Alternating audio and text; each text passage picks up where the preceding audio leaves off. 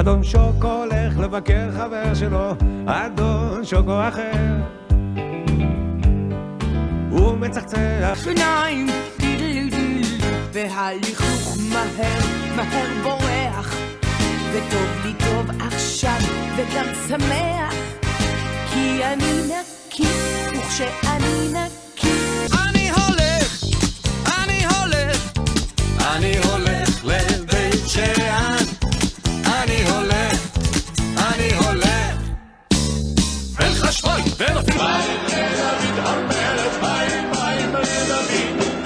דוד מלך התעצבן, ארוגתקה תנגן, אבל לעברו ירק עלה לו בול בפוני,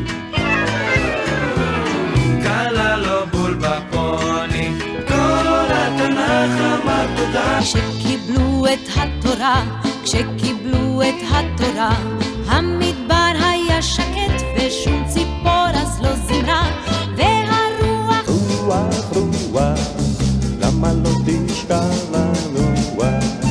מן הבוקר תשתולל, והנה כבר בא לילה מסביב, כוכבים זרועים בתוך שמיים בהירים, כאן אצל הדודה והדוד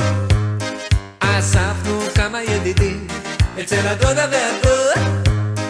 ארגנו ערב ריקודים. אז אם יהיה